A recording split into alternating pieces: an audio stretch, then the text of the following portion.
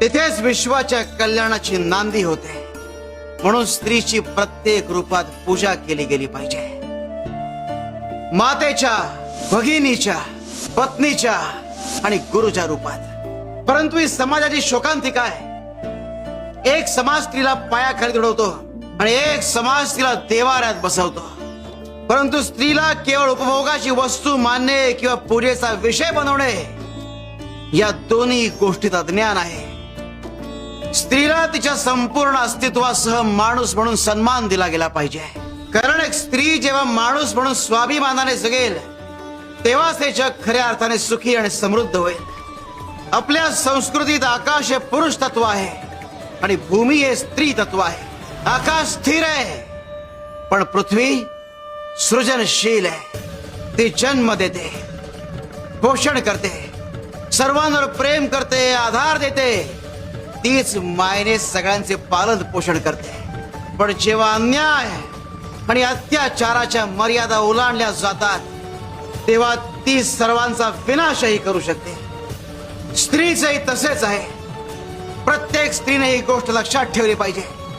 जशी तुमची मुलगी तुम्हाला प्रिय असते त्याचप्रमाणे तुमच्या घरात नांदायला आलेल्या मुलीवरही तितकंच प्रेम करा, माया करा.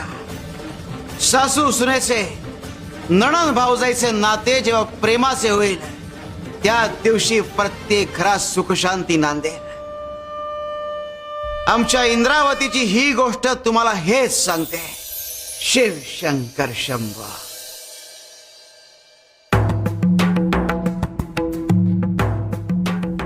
काय रे, बार्शीला चाललायस ना? हो स्वामी. बार्शीला इनामदारांच्या घरी जायचं. त्यांची इंद्रावती नावाची लेक आहे. तिला निरोप द्यायचा. काळोख पडला की घराच्या बाहेर पडायचं नाही. कळलं? चल. देतो निरोप.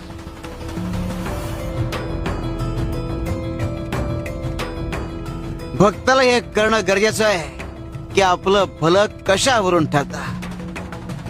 शिव शंकर शंभो. श्री गुरुदेव दत्त.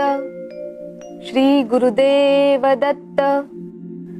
श्री गुरुदेव दत्त. श्री गुरुदेव दत्त. श्री गुरुदेव दत्त.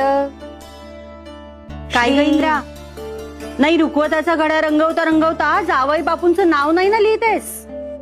काय घाई, काही असतं तुझं. अगं गंमत केली.